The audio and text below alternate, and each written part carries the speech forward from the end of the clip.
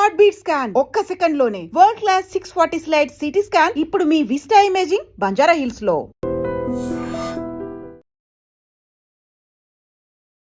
నమస్తే, welcome to I dream. నేను మీ anchor Pratyusha.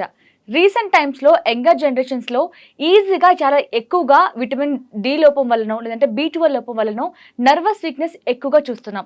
అసలు దీనికి ఇదే కారణమా లేదంటే ఇంకా ఏమైనా కారణాలు ఉన్నాయా, ఇవన్నీ కూడా తెలుసుకుందాం. సో దీనికి ఆయుర్వేదంలో ఏమైనా సొల్యూషన్ ఉందో కూడా తెలుసుకుందాం. సో దీని గురించి క్లీన్ అండ్ క్లియర్గా ఎక్స్ప్లెయిన్ చేయడానికి ఈరోజు మనతో పాటు వంటింటి చిట్కాలకి కేర్ ఆఫ్ అడ్రస్ అయినటువంటి చెట్టిబొట్ల మధుసూదన శర్మ గారు మనతో పాటు ఉన్నారు. సో సార్తో మాట్లాడదాం, 10 నిమిషాలు తెలుసుకుందాం. నమస్తే సార్. నమస్తే.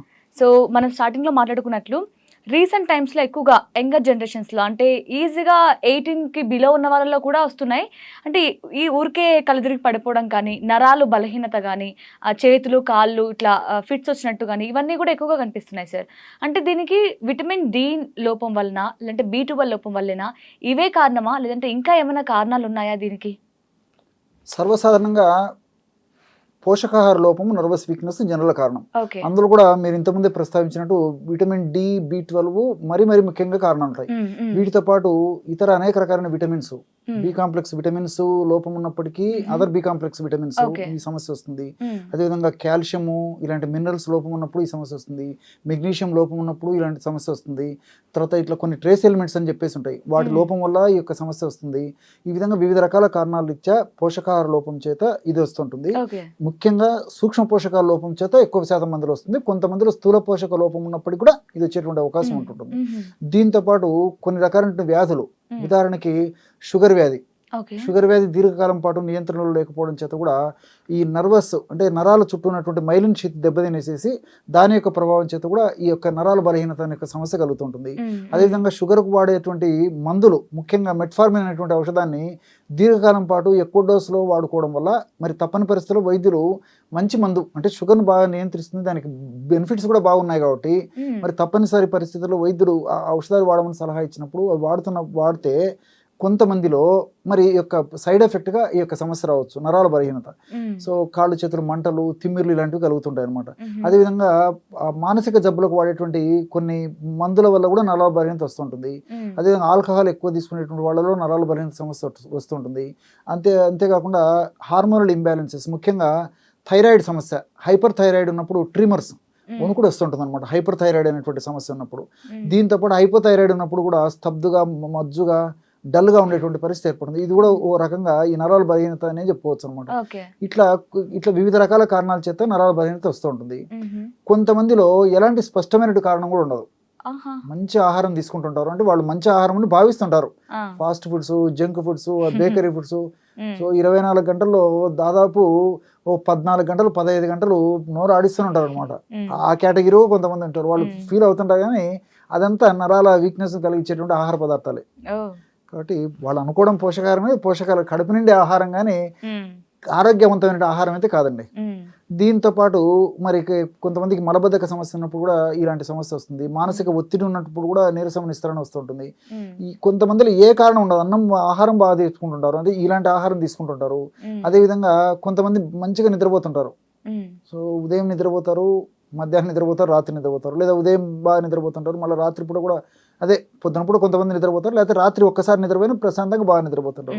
అయినా వీళ్ళకు బలహీనత, నీరసము, నిస్త్రణ, అంతుబట్టిన అంత చికెన్ నీరసము, చేత కాకపోవడము, ఏ పని మీద ఆసక్తి లేకపోవడము, ఎగ్జాక్ట్లీ, తర్వాత ఏకాగ్రత లేకపోవడము, ఇలాంటివన్నీ కాళ్ళు చేతులు తిమ్మిర్లు, మంటలు, పోట్లు, సలుపులు, బాధలు, అసౌకర్యము, అదేవిధంగా ఏదో కూర్చున్నట్టు ఉండడము, కాళ్ళు చేతులు మొద్దుబారిపోయినట్టు ఉండడము, పిక్కలు నొప్పులుగా ఉండడము, తల భారంగా ఉండడము, ఒకటేమిటమ్మా ఇవన్నీ కూడా నర్వస్ వీక్నెస్ సమస్యలు. మరి దీనికి ఆయుర్వేదంలో ఏమైనా చిట్కాలు ఉన్నాయండి, చాలా చెప్తాను చూడండి, చాలా ఉన్నాయండి. అందరూ వాడుకోదగ్గ చక్కటి చిట్కా చెప్తాను. సో అశ్వగంధ చూర్ణం. అశ్వగంధ చూర్ణము ఈ నరాల వీక్నెస్ సంబంధించినటువంటి సమస్యల్లో ఏ కారణం వల్ల నరాల వీక్నెస్ ఈ లక్షణాలు ఉన్నప్పటికీ అశ్వగంధ చూర్ణం బాగా పనిచేస్తుంది. ఎందుకంటే అశ్వగంధ చూర్ణంలో కొన్ని రకాలైనటువంటి ఈ యొక్క కెమికల్స్, ఆల్కలైడ్స్ ఉంటాయి అన్నమాట. ఈ ఆల్కలైడ్స్ మైలిన్ షీత్ను బాగు చేసేస్తాయి.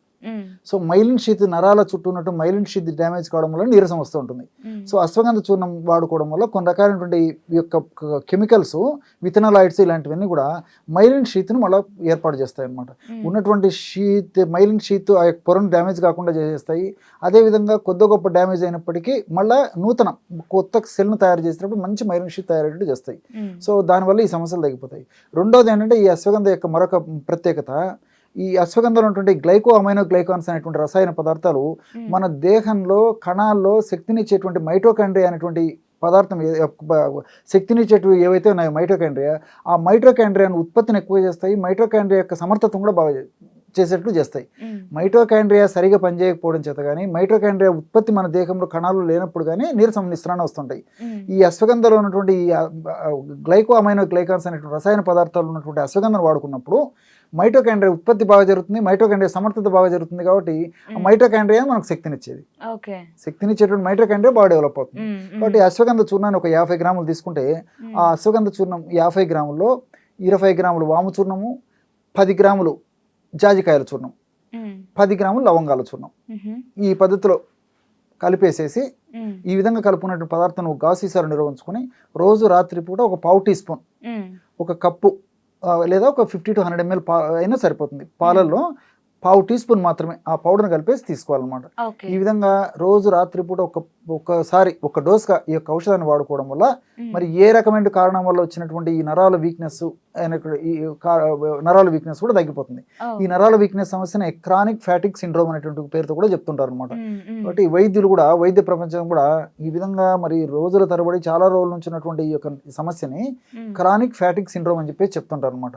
ఈ యొక్క సమస్యకి అవగాహన లోపంతోనో తెలిసి తెలియకనో మరి కొంతమంది ఏం చేస్తారంటే ఏదో ఈ సమస్య వచ్చింది, ఏదో ఫ్రెండ్స్ చెప్పారను, పక్క వాళ్ళు చెప్పారను, తెలిసిన వాళ్ళు చెప్పారను, శ్రేయభిలాషులు చెప్పారను, రకాల విటమిన్స్, తర్వాత రకరకాల విటమిన్స్, మినరల్స్, సప్లిమెంట్స్ వాడుతుంటారు. కాబట్టి నిజంగా ఆ సమస్యకు వల్లనే ఆ సమస్య వస్తే తగ్గుతుంది కానీ లేకపోతే దానివల్ల ఆశించిన ఫలితాలు కలగవు. ఒక్కొక్కసారి మరీ డోస్ ఎక్కువైతే దానివల్ల కూడా సైడ్ ఎఫెక్ట్స్ వచ్చే అవకాశం ఉంటుంటుంది. కాబట్టి మరి వైద్యుల సూచన మేరకు వాడుకోవడం మంచిది. అవి వాడుకుంటూ కూడా నేను చెప్పినట్టు ఔషధం ఇంకా సమర్థవంతంగా పనిచేస్తుంది. కాబట్టి అది ఏదైనా స్పెసిఫిక్గా కారణం ఉంటే అది వాడుకుంటూ కూడా మరి కారణం ఉండనివ్వండి, స్పెసిఫిక్ కారణం స్పష్టంగా తెలిసినా తెలియకపోయినా నరాల వీక్నెస్ తగ్గించేందుకు నేను చెప్పినటువంటి ఔషధం అంటే మైటోకాండ్రియాని సమర్థవంతంగా పనిచేసేందుకు, అదేవిధంగా ఈ నరం చుట్టూ ఉన్నటువంటి ఈ యొక్క కణ కవచం పొర ఏదైతుందో దాన్ని బాగా దృఢంగా గట్టిగా సమర్థవంతంగా పనిచేసేందుకు ఉపయోగపడేటువంటి ఈ యొక్క ఫార్ములా చాలా చక్కగా ఉపయోగపడుతుంది. దీంట్లో లవంగాలు అలాంటివి, అథవా జాజికాయ లాంటిది, వాము లాంటిది, ఇవన్నీ కూడా ఈ మైటోకాండ్రియా మీద ప్రత్యేకంగా పనిచేసి చక్కటి శక్తినిచ్చేందుకు ఇందులో ఉన్నటువంటి కెమికల్స్ కూడా ఉపయోగపడతాయండి. ఓకే. సో ఇందాక మీరు అన్నారు కదా సప్లిమెంట్స్ కూడా అంటే ఈ నరాల వీక్నెస్ అనేది ఎలాంటి ప్రాబ్లమ్స్ వల్లైనా వస్తూ ఉంటుందని, కారణాలు ఏవైనా ఉంటాయని. బట్ ఆ కారణాలు బట్టి మనం సప్లిమెంట్స్ తీసుకోవాలి, లేదంటే రిజల్ట్ రాదు అని చెప్పారు. సేమ్ మరి దీనికి కూడా ఈ ఔషధం కూడా చాలా కారణాల వల్ల నరాల వీక్నెస్ వస్తూ ఉంటుంది. సో అన్ని కారణాల వల్ల వచ్చిన వాటికైనా మీకు యూజ్ అవుతుంది అంటారా? అవుతుందండి. ఎందుకంటే అందుకే వైద్యులు సూచించిన మేరకు ఆ ఔషధం వాడుకుంటూ కూడా నేను చెప్పింది కారణం ఏంటంటే మైటోకాండ్రియా సరిగ్గా ఇది కావడం లేదు.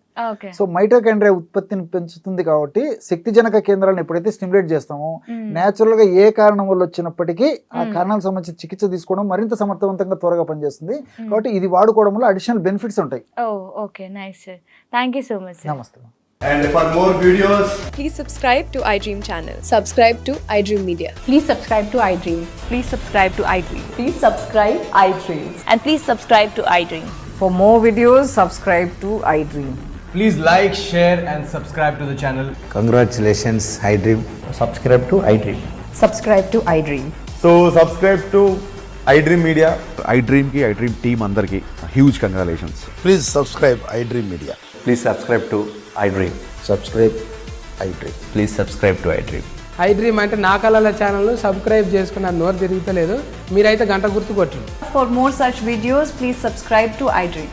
Subscribe to iDream. Please subscribe to iDream. Please subscribe iDream Media. Please do subscribe to iDream. Please subscribe to iDream Media. For best entertainment and information, please subscribe iDream. And don't forget to subscribe to iDream.